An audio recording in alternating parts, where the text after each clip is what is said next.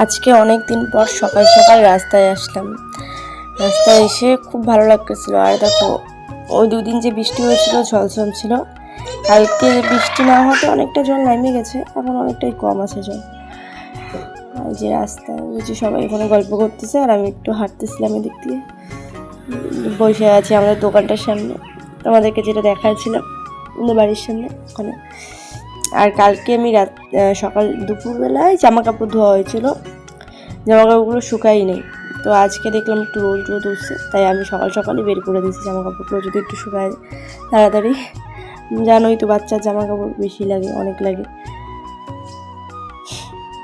আর এই যে বাসি বিছনা একটু গুছায় নিচ্ছি, এগুলো বাসি কাজগুলো সারে নিই আগে, পরে রান্নাবাড়ি করবো।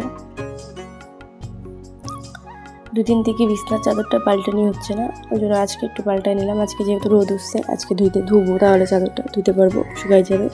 ওর জন্য আজকে বিছনার চাদরটা নামাই নিলাম। আর এই যে ধোয়া চাদরটা পাইতে দিলাম বিছনা। আর এখন আমি ধোয়া চাদর পাতলাম, কিছুক্ষণ পরে এটা আর যাতে থাকবে না, নোংরা করে খালি পায়ে উঠবে, আরও বাচ্চা কাচ্চা আসবে, সবাই খেলবে।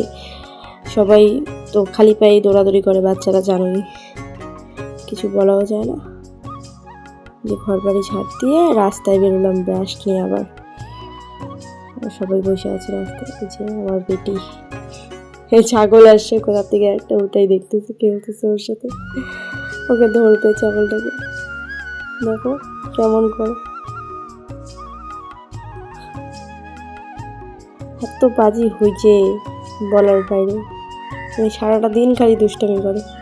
আর এই যে আমার একটা ছোট্ট নাতি আসছে, যে করে নিলাম। এর বয়স হলো 3 মাস হবে, সামথিং এরকম 3 মাসের মতনই হবে। আমার মানে ভাসুরের ছেলের ঘরের ছেলে, তো আমার নাতি মানে ভাইস্তা ঘরের ছেলে। একটু কোলে নিয়ে নিলাম সকাল সকাল। আমার মেয়ে কোলে আসার জন্য কেমন করতেছে। আর এই যে